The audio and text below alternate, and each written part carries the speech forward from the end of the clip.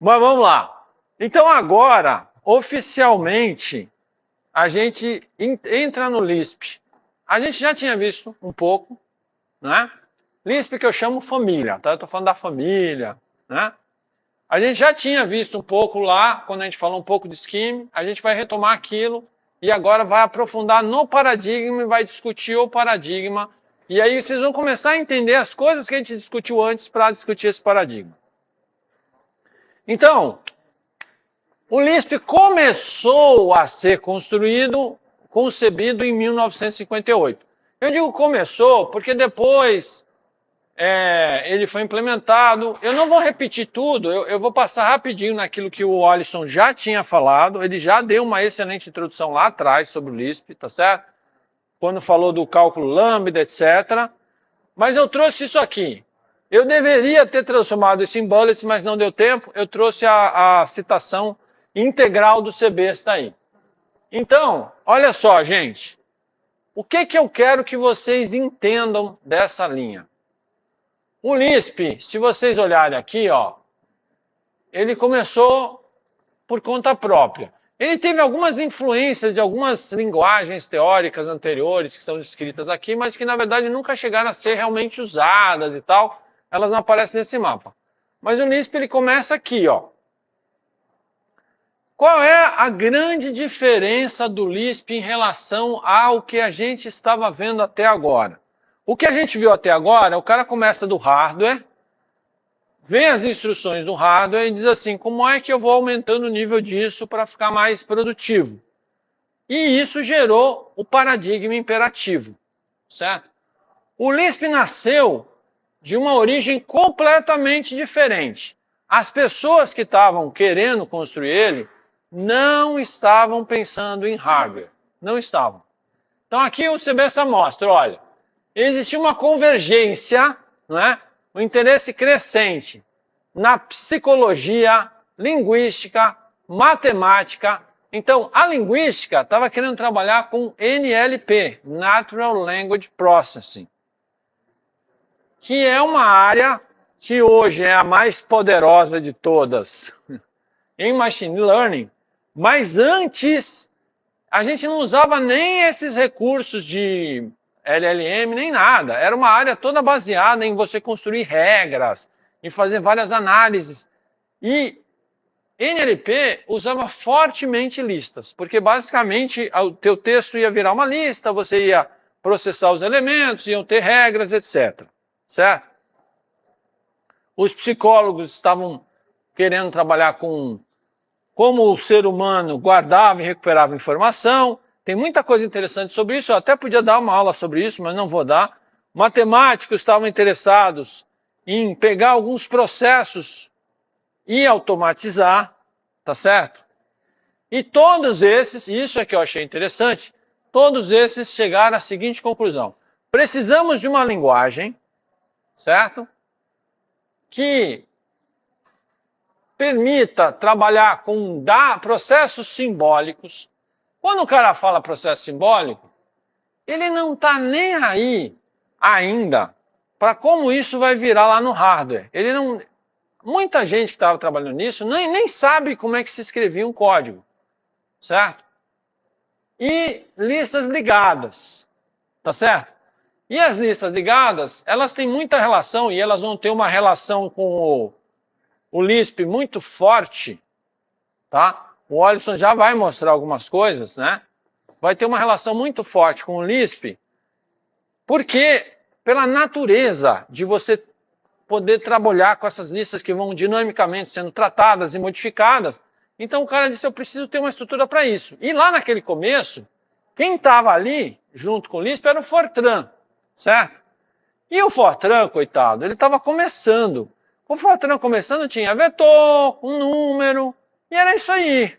E vida que segue. Então o cara não tinha muito o que fazer, tá? É claro que quando... Eu estava discutindo isso com o Alisson, inclusive. Se você comparar hoje as linguagens modernas, você vai dizer assim, pô, grande coisa, lista ligada, né? Grande coisa não sei o quê. Mas note que todo mundo evoluiu, todo mundo. E a gente vai ver uma fotografia de hoje. mas todo mundo evoluiu de raízes diferentes, de formas de ver o problema diferentes, certo? Tudo bem?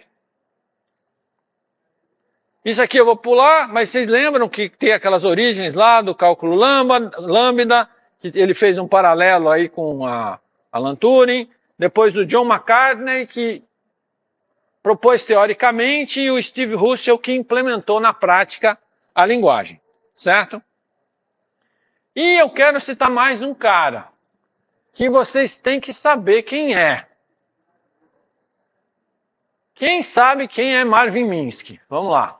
Vamos ver quem sabe quem é Marvin Minsky. Quem é Marvin Minsky, gente? Vamos lá, pode falar. Quem é Marvin Minsky? Não? Não. Marvin Minsky, não? Não, Marvin Minsky? Não? Cara, Marvin Minsky é considerado, poderia ser considerado praticamente o pai da aprendizagem de máquina. Tá certo? Ele foi um dos caras mais influentes do nascimento de toda a parte de inteligência artificial, certo? E ele é o cara que tem o famoso problema de reconhecimento de objetos em imagem. Vocês conhecem esse problema? Conhecem, não? Conhece o problema? Não? Mas Minsky estava trabalhando com perceptron, porque se você pegar a história das redes neurais, aí tem as origens que vão até Marvin Minsky lá, tá certo? Aí ele falou assim, então, você tem uma imagem e eu preciso que a máquina reconheça o objeto dessa imagem. Ele falou, esse não deve ser um problema muito complicado, não. Pegou um aluno de graduação, acho, não sei, e fez um projeto de verão e disse, seu projeto de verão é reconhecer objetos em imagem. Vocês não estão rindo, não? Vocês não entenderam a piada, não? É um problema tão difícil que só agora a gente está conseguindo realmente ter uma solução decente para o problema. Claro, o negócio estava nascendo e ele não sabia, certo? Bom, mas por que eu estou falando em Marvin Minsky? Porque se você olhar a cara, o que a galera queria fazer com o Lisp, e eu estava comentando que vamos botar aí década de 90, eu fui tomar um curso aqui em São Paulo sobre sistemas especialistas, né? Que hoje em dia ninguém mais sabe direito o que é, porque todo mundo enfia isso num GPT da vida e resolve tudo. Ninguém sabe muito bem o que é um sistema especialista. Mas antigamente, a gente queria definir um conjunto de regras, certo? Que mapeasse o conhecimento de um especialista e que permitisse resolver um problema, tá?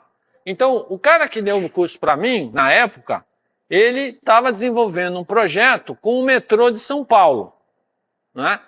Por quê? O metrô de São Paulo, ele tem um trilho só em cada direção, certo? Se o trem dá problema, o que acontece? Para o trajeto inteiro, né? E aí, às vezes o problema precisa de um puta especialista para resolver. Só que é muito caro ter um puta especialista em cada estação do metrô, certo? E também é um problema você ficar esperando o especialista chegar, que você não sabe onde é que ele está, pode estar longe. Com o trânsito de São Paulo é mais complicado ainda. Não dá para o cara pegar o metrô para chegar, porque o metrô está parado. Então, é complicado, certo? Então, o que os caras começaram a projetar na época?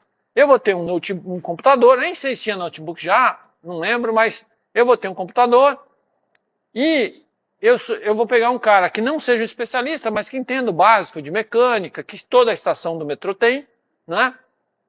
E o computador vai chegar e vai começar a fazer pergunta. Painel não sei o que, tá ligado? Aí o cara vai lá, olha, aí responde. Sim. A luz não sei o que, tá vermelho ou tá verde? Verde. Não. Aí o sistema vai perguntando, então peraí. Então destrava não sei o que e aperta não sei o que. Tá bom. Aí destrava, tá lá. E agora? Ficou verde?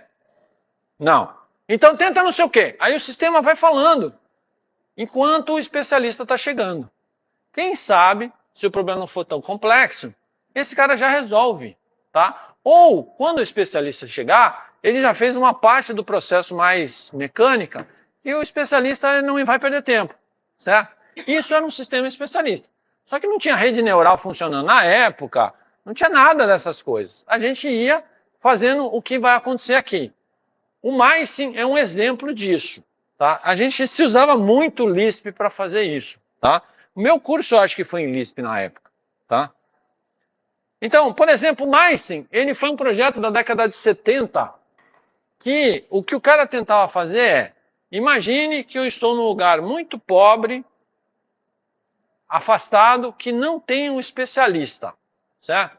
E eu quero um sistema que me ajude a diagnosticar o que um paciente tem ali, certo? O que eu faço? Eu quero ter um programa que vai me fazendo várias perguntas e vai me dar o diagnóstico e potencialmente o tratamento, certo? Então aqui é um exemplo do que o MySim fazia. Ele perguntava nome, não sei o quê, perere, parará, só que depois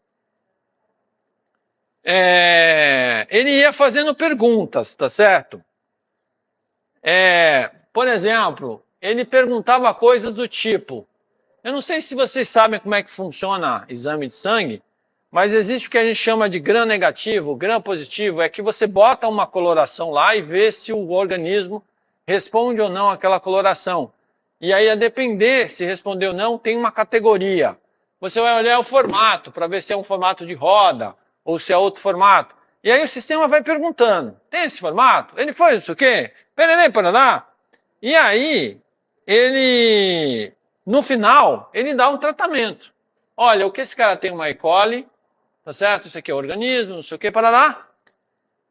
E você tem que tratar desse jeito, certo? E o que isso tem a ver com Lisp? Bom, inclusive você poderia... bom, isso aqui é como era feita a regra, mas deixa eu mostrar a relação com Lisp. Isso aqui é tudo detalhe que eu devia ter pulado.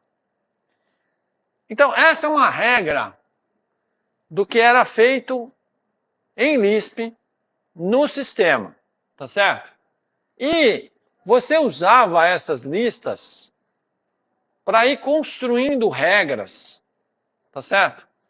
Que na medida que elas fossem sendo satisfeitas, você ia tirando conclusões. Eu pedi, na verdade, para o DeepSeek fazer para mim um mini sisteminha desse, e ele não está funcionando, tá certo? Depois o Alisson vai descobrir o que está errado nele. Na verdade, eu não tive tempo de debugar nem nada, porque foi só agora que me deu a ideia.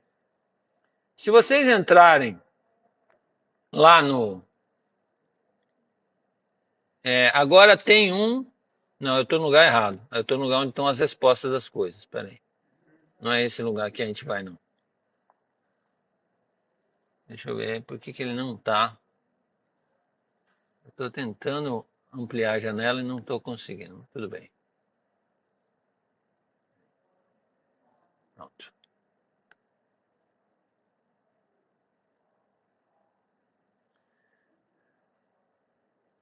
Tá, então aqui, se vocês vierem aqui em funcional introdução, esses acentos e cedilhas são a rebeldia do Alisson, tá? Eu sou completamente contra isso. Mas se vocês vierem aqui, ele ainda bota maiúsculo, eu não uso maiúsculo em nada. Cara, tipo... Então vamos lá, ó. Isso aqui ainda não está funcionando, mas é só para vocês terem uma ideia, né? Eles têm uma construção de regras aqui, né? E o que eu acho legal nessa construção de regras, vocês não precisam entender os detalhes, mas é que ele vai pegando fatos mais para baixo e vai concluindo coisas para cima. Ele vai compondo conhecimento. Por exemplo, se vocês estão vendo que tem shape e stains ali? Então, se o shape for coccus, do organismo for coccus, e for stains, que significa a coloração, né, o tingimento, for púrpura, Então, ele conclui que é um gram-positivo Staphylococcus e tem uma certeza de 90%. Tá certo? E essas regras, elas vão sendo construídas organicamente. Tá certo? Você vai definindo vários aspectos, até que você pode... Staphylococcus, para você ter uma ideia, é uma categoria, não é exatamente o organismo que eu estou procurando, tá certo? Mas aí depois, eu posso juntar esse conhecimento que eu já tenho com outro conhecimento aqui, para ir concluindo coisas e até chegar numa regra que seria a regra de tratamento, tá? O bacana do MySim, historicamente, é que com esse mecanismo escrito em Lisp, ele conseguia não somente concluir as coisas, mas ele conseguia, deixa eu ver, achar aqui onde é que é um dos problemas ainda atuais da aprendizagem de máquina. Ele conseguia, eu estou tentando achar onde é que está esse slide, ele consegue explicar para você qual foi a linha de raciocínio que ele foi seguindo para concluir aquilo que ele concluiu. Então ele não só te diz o que você tem que fazer, mas ele vai seguindo a linha de raciocínio dizendo assim, ó, se isso, tarará, me levou a concluir aquilo. É como se ele fosse disparando essas regras que ele foi construindo em Lisp. Tá? Então isso é um pouco do contexto histórico. Tudo bem? Tá. Hã?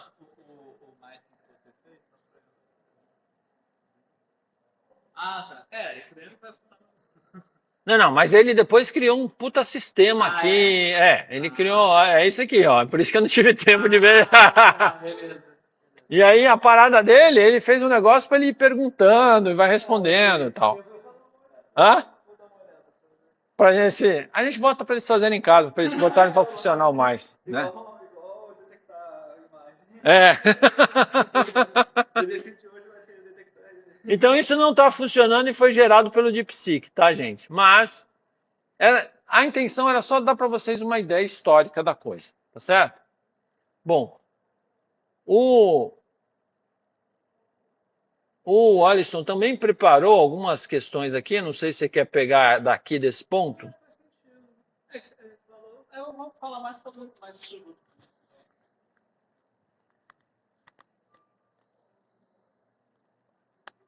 Pessoal, boa tarde. O André acabou dando um resumo melhor do que eu tinha preparado. Eu preparei um resumo um pouco mais técnico e histórico sobre o que o McCarthy fez, porque tentar explicar o processo de raciocínio que chegou até a conclusão do Lisp, né? Como se o Lisp fosse uma conclusão, né? Até a construção do Lisp, né? Então, o McCarthy, ele estava interessado, toda a linha de pesquisa do McCarthy, até após o Lisp, né? Ele não era um pesquisador de linguagem de programação, ele era um pesquisador de IA. Não é como se existisse tanta diferença assim na época, mas porque computação não tinha tanta abstração quanto existe hoje em dia, então geralmente você pesquisava um pouquinho de tudo para conseguir fazer o mínimo, né? Mas o que ele estava interessado é descobrir como funciona o senso comum no cérebro humano. O que vocês têm como senso comum, quando vem a palavra senso comum para vocês? Qual que é a definição que vocês dão, assim? Oi? Mais provável? Ok. Quem tem? O mais provável é interessante. É que mais provável fica muito matemático, né? Acho que tem uma definição menos abstrata, assim. O McCarthy, ele costumava falar que era a habilidade que o humano tem de, dado o contexto incompleto, ele conseguir imaginar o que vai ser o futuro. Então, se a pessoa falar, adiciona limão nessa sobremesa, você já sabe que a sobremesa vai ficar azeda, ou mais azeda do que ela está originalmente, né? Porque você sabe que limão é azedo. Então, você parte de coisas que você conhece do mundo real e que você assume como verdade absoluta e você tira conclusões disso. E a ideia dele era passar isso para programas de computadores. Ou seja, você dava uma linha de conhecimento para os programas de computador, coisas como limão é azedo, e depois você passa uma missão para ele. Se eu adicionar limão nesse suco, o que vai acontecer? E aí a conclusão que ele tinha que chegar é, o suco vai ficar mais azedo. A ideia dele era isso. Como que ele buscava fazer isso? Usando bem mais linguística do que o que a gente usa hoje em dia, porque hoje em dia a pesquisa de linguística computacional virou... Vendem e criam esse mito aí que pensar é completar o próximo toque, né? Que vai totalmente contra essa linha de pesquisa aqui, que não é só completar o próximo toque, não é só o que é mais provável. Você tem que ter uma base de conhecimento para você verificar nessa base de conhecimento se a sua afirmação é verdadeira, e aí você vai conseguir concluir algo. É claro que isso para o humano funciona muito mais fácil, porque a gente ainda não sabe completo como que funciona o cérebro humano, né? Então, não dá para simular no computador o cérebro humano se é algo que a gente não sabe como é que funciona. Mas é isso. Então, como que ele trazia essa gramática, como que ele trazia a língua para a linguagem de programação? Com a utilização de símbolos, né? Que é o que eu falei. Por que o símbolo difere da string? Porque ele é algo de primeira ordem no Lisp, né? Tudo é símbolo. A variável é um símbolo que vai ter um valor relacionado a ela, mas e o símbolo de uma variável pode ser outro símbolo.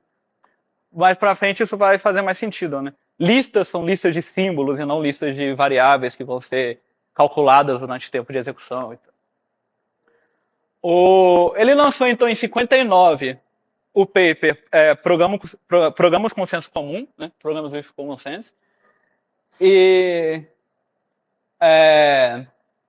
ele propôs um programa hipotético, que foi muito alvo de críticas de psicólogos na época, que falavam, você está resumindo muito o pensamento humano não é assim, não. E a defesa dele e é uma defesa justa, que ele não estava querendo resumir o pensamento humano, ele estava querendo imaginar uma ideia e trazer a discussão à tona. O paper dele não era um paper de, eu estou estudando isso, eu concluí isso daqui, está pronto, eu resolvi o problema. Não, ele queria trazer o problema à tona, né? Qual que era o objetivo dele?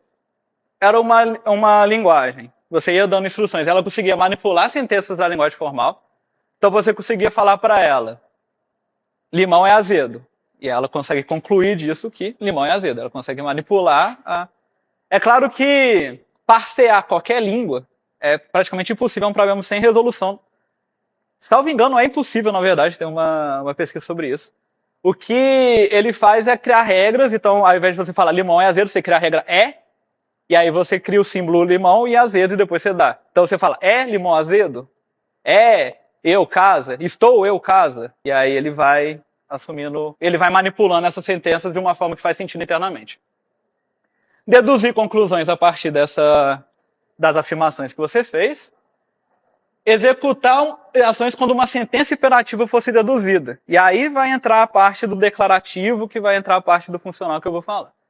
E por final, isso é a parte magnífica, isso é a parte porque o Lisp surgiu e o Weiner, o professor que deu essa matéria antes do Santa Q, ano passado, ele falava que essa ideia é muito boa, que nunca daria certo porque a gente já tem programas que se manipulam em tempo de execução. E o nome desses programas são vírus, né? Você não consegue prever o próximo passo do programa porque ele vai se manipulando enquanto ele vai sendo construído.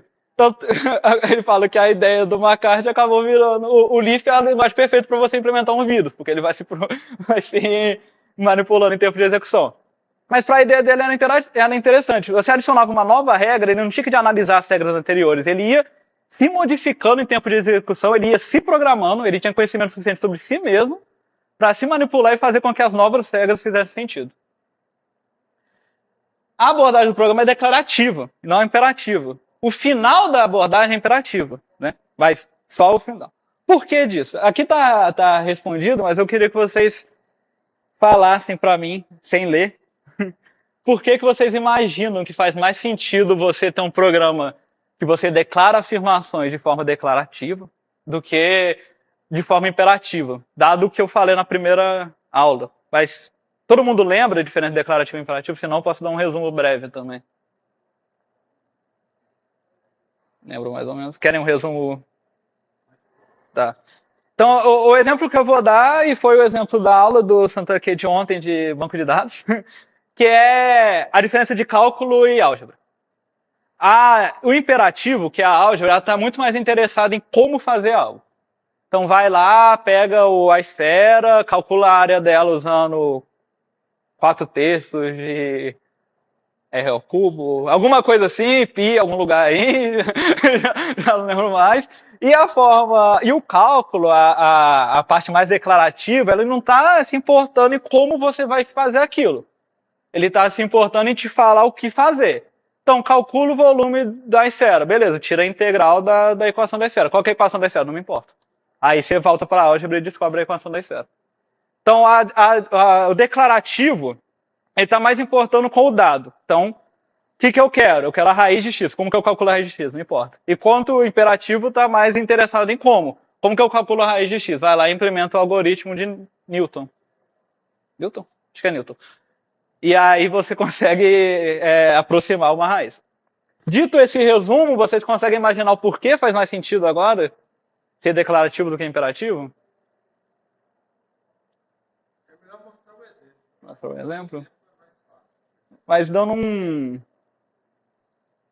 no meio aqui ainda sem descer muito, a ideia é porque a gente não fala as coisas na nossa língua, em qualquer língua, de forma imperativa, no geral.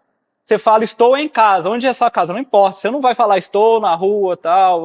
Pô, a não ser que você esteja escrevendo lá pro iFood te entregar, sabe? Mas, no geral, você não se importa quando você está conversando com alguém, principalmente. E quanto mais próximo você vai ficando da pessoa, menos você se importa do contexto geral. Você assume que a pessoa já conhece esse contexto. Você assume que você vai fazer informações declarativas e a pessoa vai conseguir assumir o que você está falando. Ao invés de instruções, passo a passo de como fazer isso. Eu vou mostrar no exemplo e isso vai fazer mais sentido. Quer falar o exemplo? Eu criei aqui uma pseudo-linguagem. Eu vou só executar para sumir isso daqui. Deixa. Eu só queria que sumisse o negócio, mas tudo bem.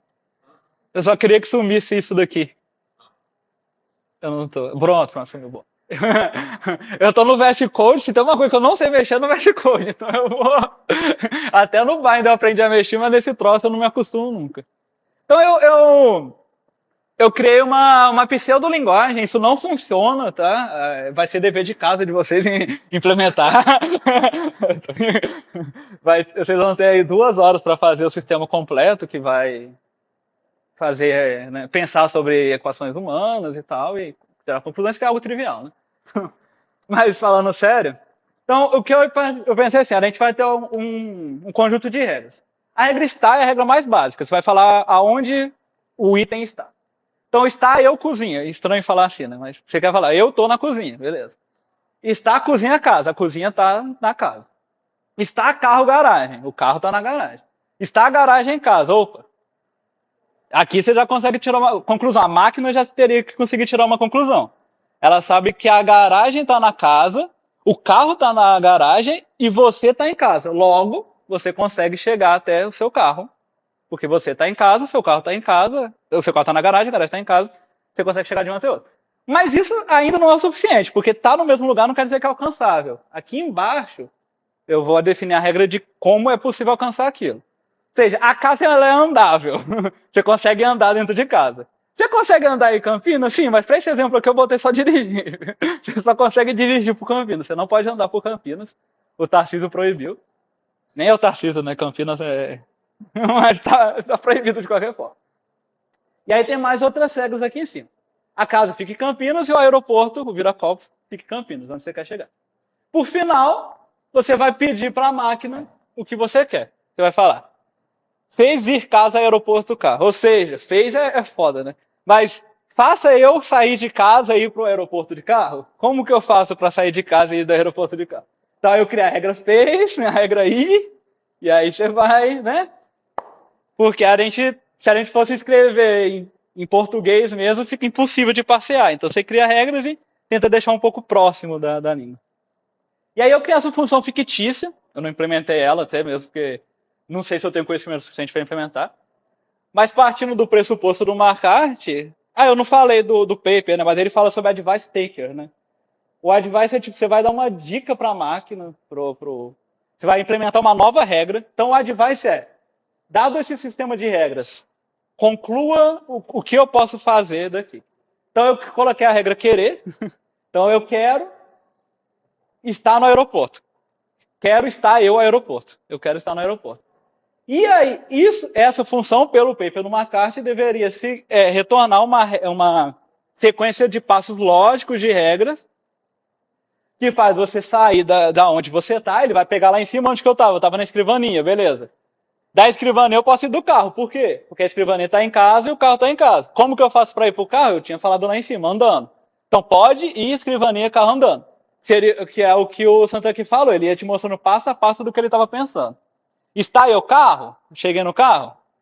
Pode ir para a casa do aeroporto dirigindo. Beleza. Isso daqui são conclusões declarativas. Todo produto final, a instrução final é uma instrução imperativa, porque ele vai te falar como fazer aquilo.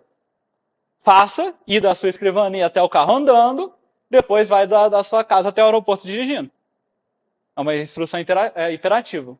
Meio estranha a forma que está escrito, mas para o contexto aqui da matéria, assumo que seja. Fez todo o sentido do porquê que ele escolheu lista ligada, símbolo, ou ainda está um vão assim? Dá para pensar isso aí do ponto de vista também de como você decompõe uma sentença. Né? O que você está fazendo aí é disciplinando, porque a linguagem natural, essas construções, elas podem ser combinadas de maneiras arbitrárias. Ali ele está imaginando que o ir é como se fosse, vamos chamar assim, a nossa função. Uhum. É a ação que eu estou querendo executar, e essa função receberia 3 parâmetros, por exemplo. Sim. Que é a origem, o destino E como? E aí, abstratamente, eu estou pensando que eu vou executar a ação ir. Né? Certo? Só que o que você tem que prestar atenção aí, em vez de estar fazendo simbolicamente, e é por isso que é importante vocês entenderem essa raiz do Lisp. Ele não estava preocupado com como é que ele ia implantar a função no hardware. Então, eu quero que vocês observem, e isso é muito importante, que eu quero que vocês observem, e é por isso que é importante entender as raízes, que o Lisp, ele não só não nasceu daquela ideia de hardware, mas ele não separa os processos dos dados. Ele não separa. O cara começou a pensar tudo junto, certo? E isso foi sendo refinado. Então, no Lisp, ou Lisp-like languages, essa interação entre dado e processo, ela é muito fluida. Não existe uma questão de se separar as coisas, porque o cara que pensou isso, ele tem uma outra origem. Ele não estava conectando o cabo lá naqueles primeiros computadores para pensar isso é um programa e tem um outro negócio que é a memória. Tá?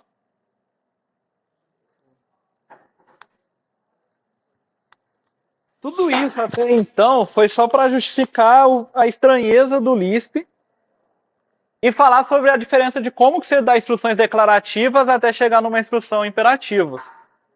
Porque é esse o ponto principal da aula de hoje, que vão ser linguagens funcionais. Antes de introduzir linguagens funcionais, eu quero dar um aviso que pode causar um pouco de confusão. Essa disciplina não é uma disciplina de linguagem de programação. Logo, não faz sentido a gente introduzir uma nova linguagem para falar, essa daqui é uma linguagem funcional, aí vocês vão programar em funcional, e depois a gente introduz uma linguagem imperativa. Então, porque vocês vão sair sem o conhecimento da essência do negócio, que é entender o que é o paradigma. E como eu estava falando pro Heitor hoje, se você for bom o suficiente, você pode programar em qualquer paradigma, em qualquer linguagem. Você só tem que ter coragem. Então, o que eu quero mostrar hoje é ensinar vocês a ter coragem. A próxima aula tá aqui? Boa. Derruba mesmo, cai aqui. É a continuação, não é o old. Não é o outro. O outro era o que você tinha feito antes. Boa. Não sei. Depois eu deixo para você decidir isso daqui. Tá. Ih, ficou torto aqui. Tá, você quer? Eu vou dar um enter aqui. Boa. Bom. Então, aí ele estava pesquisando, ele não tinha aquela sintaxe na época, mas a ideia dele era isso. Como que eu vou trazer símbolos para a linguagem? Qual que é a melhor estrutura de dados para eu analisar linguagens? Tudo isso foi chegando cada vez mais perto de lista ligada, porque na época e até hoje a gente sabe que 90% das coisas que você vai trabalhar são lista ligada, árvore é lista ligada, gráfico é lista ligada, são só nomes mais bonitos para lista ligada, mas no final é tudo lista ligada. E aí ele chegou a essa conclusão de implementar uma linguagem que ela internamente ela transformava tudo que você escrevia nela em uma lista ligada e ela interpretava isso, aquele eval que eu implementei com vocês, aquela aula complicadíssima que eu falei que não precisava de entender o que estava sendo feito, mas essa é a conclusão desse paper. Só que sem o Lisp ainda, ele não tinha inventado, ele tinha a sintaxe do Lisp, mas ele tinha uma outra sintaxe que era o objetivo dele, que era M-Expression, mas ele demorou tanto tempo para desenvolver isso que o pessoal já tinha implementado o Lisp e falou, não, agora a gente vai usar isso daqui, essa sintaxe aqui, que a ideia dele era ser a sintaxe parcial, né, a intermediária. O nome do paper é absurdo, de gigante, eu não sei porquê, ele podia só ter falado funções recursivas e depois explicar, mas bem, funções recursivas com símbolo de expressões simbólicas e como a máquina computa eles, parte 1, e nunca teve a parte 2 ou a parte 3. Mas é importante lembrar que esse é o parte 1. Para vocês verem que eu não estou mentindo, é esse mesmo o título, tá?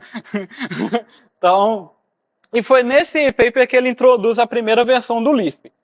Mas lembra que eu falei que ele já estava discutindo com o aluno dele na época, que o aluno dele falou, pô, eu vou implementar isso daí. Ele falou, não faz sentido, isso aqui é completamente teórico. Ele lançou o paper 2 anos depois do aluno dele já ter implementado a primeira versão do Lisp, que era o contrário do que ele imaginava no paper, assim. Então esse paper saiu em 60, ele ficou mais de 4 anos escrevendo, mas a primeira versão do Lisp, assim, é em 58. Uma coisa que nem eu estava falando com o Santa aqui, né? O Lisp, inicialmente, ele é uma linguagem funcional. Ele vem do cálculo lambda, ele vai seguir todos as regras de uma linguagem funcional que eu vou apresentar mais no futuro. Acontece que o Lisp foi para a indústria. E na época a gente não tinha conhecimento e nem poder de hardware suficiente para fazer uma linguagem funcional ser rápida igual uma linguagem imperativa. Então o Lisp foi evoluindo de maneira mais imperativa. A gente vai ter algumas versões do Lisp como Common Lisp, que é um C em Lisp, assim. Ele é, tirando o que ele tem em coletor de lixo, ele é completamente imperativo. A gente programa em funcional nele porque faz mais sentido, mas é uma linguagem imperativa. E o Scheme também apesar de ser mais funcional do que imperativo, ainda é uma linguagem imperativa. Vou mostrar agora uma árvore gigante, respondendo uma pergunta que o Kaique me fez numa aula. Por que você está falando de Scheme e não de outros Lisps? Porque se eu fosse falar de outros Lisps, a gente ia acabar a disciplina, eu ia chegar em 2030 e eu não ia ter terminado ainda a segunda parte dessa árvore aqui. Tem Lisp para tudo, gente. Porque é uma linguagem fácil de implementar. A ideia dele era essa. É uma linguagem fácil. A gente implementou aqui naquela aula. É uma linguagem muito simples de implementar. Você implementa no hardware em 2 dias se você for um aluno bom o suficiente, sabe? Tinha que ser o desafio da matéria final de 732, tinha que ser fazer um Lisp direto no hardware. Então, tem tantas versões, por quê? É igual acontece na geometria. Você vai mudar uma das... É a palavra? Um dos axiomas e você vai criar uma geometria nova, né? Não foi isso que aconteceu? O cara falou, pô, tem um axioma aqui da geometria euclidiana que está mais ou menos, e aí surgiu 1 bilhão de geometrias diferentes que tem aí. É a mesma coisa pro Lisp. Existem Lisps diferentes aqui, igual os view, que a noção do cara é que a função coach tinha de funcionar diferente, ela não tinha que ser recursiva. E aí criou um novo Lisp sobre isso. Teve Lisp, que veio da ideia do Scheme, do Don Friedman, o criador do Scheme, que ele tem um paper muito bom, depois eu vou falar, que é o primeiro paper de laziness, depois eu vou falar o que é laziness, que o título do paper é o cons, a função cons, não deve calcular os seus argumentos. Ela não deve computar o valor dos seus argumentos, não faz sentido. E foi o primeiro paper de Lazyme sobre isso. E só isso, ele mudou uma função, já criou um novo Lisp em cima disso. Tem uma versão mais recente, maluca, e aí na próxima aula, quando eu falar de metaprogramação, vai fazer mais sentido. Mas tem um cara que fala assim, ele criou um cálculo novo, ele pegou o lambda cálculos e ele criou o val cálculos. Val é uma palavra estranha. Mas é que ele assume que metaprogramação deve ser o que a gente faz o tempo todo, e programação mesmo é o que a parte chata que a gente faz quando a gente vai entregar o produto final. E aí ele criou... Aí vai perder muito sentido de eu falar disso dessa aula popular, mas é um assunto que eu sou empolgado de falar. Mas é interessante. Mas é isso, vai seguir nessa linha cronológica. Vocês me perguntam, teve o Lisp 1, Lisp 1,5, o que aconteceu com o Lisp 2? Por que abandonaram? Porque os caras já estavam com 2.300 folhas no livro para implementar, e aí só desistiram no meio do caminho, porque eles viram que já não tinha como continuar aquilo. E aí voltaram para o Lisp 1. Para quem tem curiosidade, aquela função de eval que a gente implementou veio do manual de uso do Lisp 1.5. É assim que ela é implementado no Lisp em si, por sinal. Vale a pena comentar rápido aqui sobre Clojure. Alguém no Gaio aqui, ó. Que a gente usa. Vale a pena comentar sobre Clojure, porque o Clojure ele volta mais às origens do Lisp e ele é uma linguagem de fato funcional. E aí eu vou explicar o porquê que a gente não está usando Clojure e sim em Gaio. Mas se vocês tiverem vontade, a gente pode fazer alguma coisa em Clojure. Mas é que eu acho que perde um pouco de sentido de introduzir novas linguagens ao invés de só usar o que a gente já conhece. Tem o Arc, que é o projeto do Paul Graham, que ele é um cara que provavelmente o único, depois do dono da Nubank, que ficou milionário com Lisp. Ele vendeu um produto para Yahoo, eu não lembro qual que é o nome, mas era um software de ouvir música. E aí ele resolveu criar o próprio Lisp, que é esse Arc. Só que ele fala sempre que Arc é a linguagem do futuro e que ele não vai lançar tão cedo, e aí ele está em beta desde 1980, assim. LFE é como se fosse um Clojure que roda na Erlang, mas pouco importa. Mas a Erlang é uma linguagem feita para sistemas distribuídos. Aí hoje em dia tem o Elixir, e aí criaram o LFE. E o Rai, que é um Lisp que roda no Python. Então você pode só baixar o Rai, programar, vai ter todas as interatividades do Python, né? Tudo mais. Eu já falei mais parte disso. Respondendo ele, que eu não lembro o nome, que falou que C era funcional, que eu quase infartei, não é. Não chega nem perto de ser uma linguagem funcional, tampouco Python chega perto de ser uma linguagem funcional, mas Python chega mais próximo do que C. Mas o C, cara, nem se você se forçar muito, assim, eu acho que dá para você transformar aquilo em funcional. Você tem que ser bom. Tem que ser bom para conseguir programar funcionando aquilo. Provavelmente nenhum PR seu vai ser aceito no kernel Linux, mas pode tentar. Por quê? Respondendo. Ser funcional não significa ter função. Não é porque tem esse nome assim, orientação a objeto significa ter objeto? Sim, mas é porque orientação a objeto é sem graça. Ser funcional tem um conceito matemático mais profundo. Uma função, a palavra função perdeu o significado no decorrer do tempo.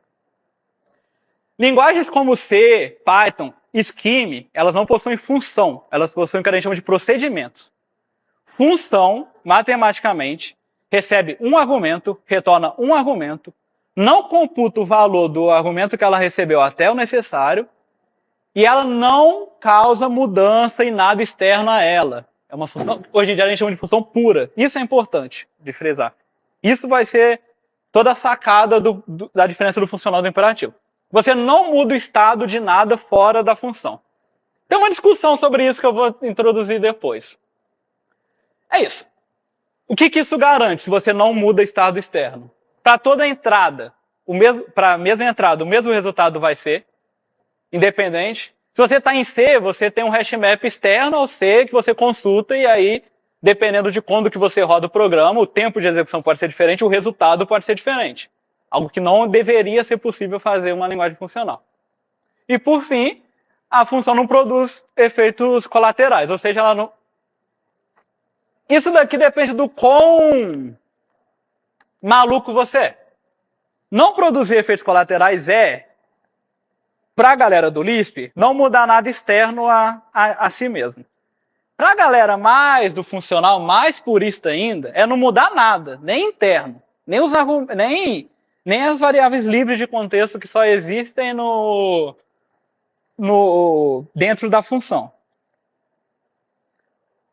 E aí eu respondo, né? Eu falei que isso é uma maluquice de como implementar e como que existem as funções, as linguagens funcionais, né? No geral, nenhuma linguagem funcional pode existir. 100% funcional. Por quê? O que você faz com um sistema que não te dá retorno nenhum? Você vai clicar um botão no computador, você vai ver ele esquentar e aí vai acabar. Ele não pode nem printar na tela, porque printar na tela você tem que acessar o disco, você tem que acessar a sua tela e você está causando um efeito colateral. Então, nenhuma linguagem funcional pode de fato existir, 100%.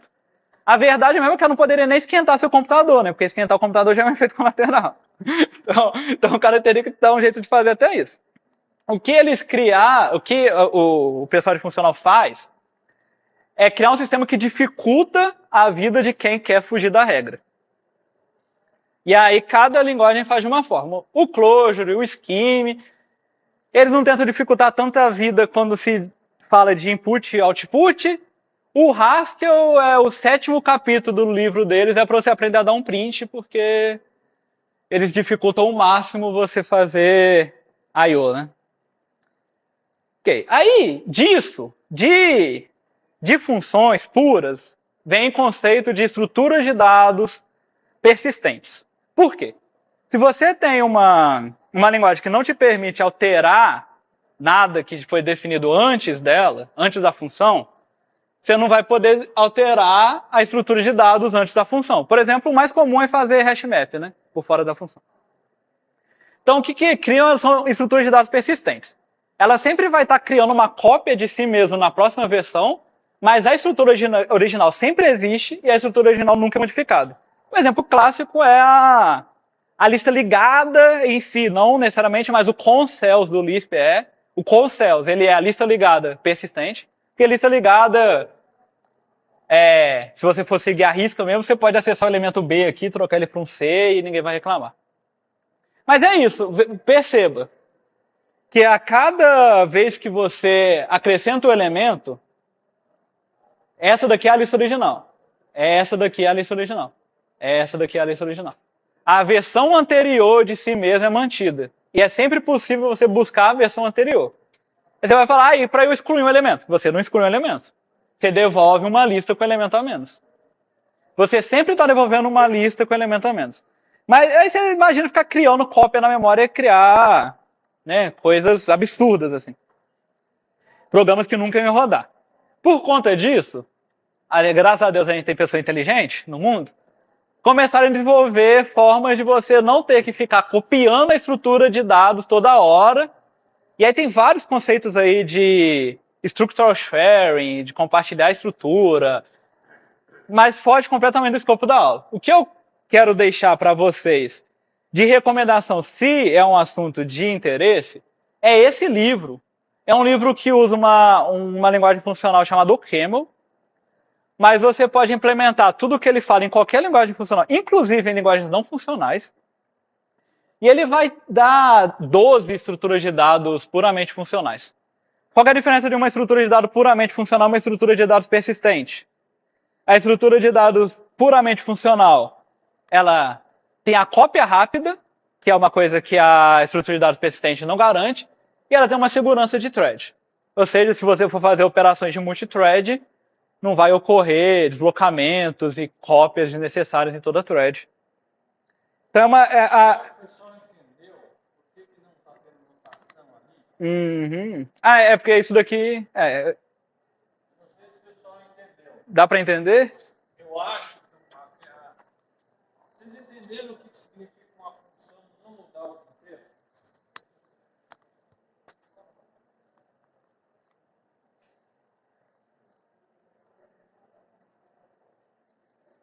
Acho que nos exercícios vai fazer sentido, não? Imagina uma função que recebe um A, certo? E ela deve devolver um B. Mas no processo de devolver o B, internamente ela muda o valor de A. Certo? Você acha que essa função está atendendo ao que o Alisson falou?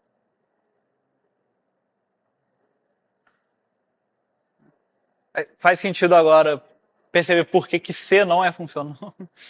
Porque o que a gente mais faz em C é receber ponteiro numa função e mudar o valor dela, né? O ponteiro. Aquela coisa de passar um parâmetro por valor, por cópia. Passar um parâmetro por ponteiro e aí você vai lá e altera o parâmetro. A função ela está mudando o ambiente para um negócio que não é o propósito da função. Ela está se metendo em outro negócio ali. O problema que ele está chamando a atenção, que eu não sei se todo mundo entendeu, é o seguinte. Como é que a função, por exemplo, no caso de uma lista, certo? Uma função, ela pode acrescentar esse nó na lista, porque esse nó está apontando para o de cá, e o de cá não muda. Se fosse uma lista duplamente encadeada, não ia dar. Não ia dar, sim. É importante frisar, isso é uma nova lista, né? A lista anterior continua existindo, sei lá, isso daqui era X. Cada vez que você chamar ali X numa função, ele vai pegar aquela lista. Isso daqui virou Y. É legal que aqui tem um X, né? Isso daqui virou Y. Entende? Isso garante que toda vez que você chama a mesma função com X, ela vai retornar o mesmo valor. Porque a lista encadeada original continua. Você não mudou ela, você criou uma nova lista. Se você pega essa função, toda vez que você chama ela com Y, vai manter. Toda vez que você chamar com Z. Né? Você ia ter que fazer X, Y, Z. Na verdade, ele... Dependendo da forma que você implementa, é isso. Ele vai percorrendo. Mas tem gente que trapaceia e só mantém as cópias na memória. Faz, mas fica gigante, né? Na verdade, assim, é porque aqui, quando você acrescenta se a função acrescenta um elemento, ela não altera o cara que já existia. Ela só acrescenta alguém. Isso é um ponto. É possível fazer isso num vetor?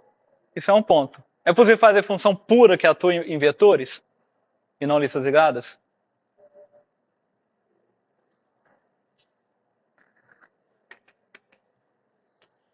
Então eu acho que é melhor a gente fazer exercício que ele não está entendendo completo. Acho que não. Exercício a gente vai mexer. Mas, dando a resposta, não é possível porque o vetor é um lugar fixo na memória. Se você quer acrescentar um elemento, você vai ter que mudar aquela posição na memória. E aí você mudou a estrutura do vetor inteiro. Vantagens, velocidade. Problema, zero garantias que se você rodar a mesma função no futuro, você vai ter a mesma resposta. Esse é o maior problema do desenvolvimento de software moderno, e é por isso que programação funcional tem entrado tanto mais no mercado, e cada vez mais puramente funcional. Porque manter controle de estado é um problema enorme. Vamos então fazer uns exercícios para ver se vocês entendem.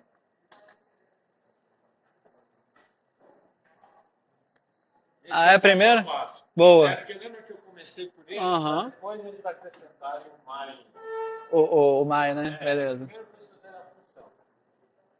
Gente, a ideia é o seguinte agora. A ideia é vocês começarem a codificar, porque eu já estou vendo que vocês estão Quantas horas? dormindo. Esse primeiro código, ele serve para vocês revisarem aquilo que vocês aprenderam no Scheme. Certo? É importante vocês lembrarem. É importante vocês lembrarem, gente, que tem aquele guia mínimo lá, né, que estava na aula de Scheme, lembra? Tem essa colinha aqui, ó. Vocês podem abrir essa colinha se vocês quiserem para usar as coisas, tá certo? Então, na verdade, esse aqui é um exercício para quebrar o gelo, certo? Para vocês relembrarem as coisas daquela aula, trazer a sintaxe do Lisp e tal. Todo mundo entendeu o que é para fazer essa função?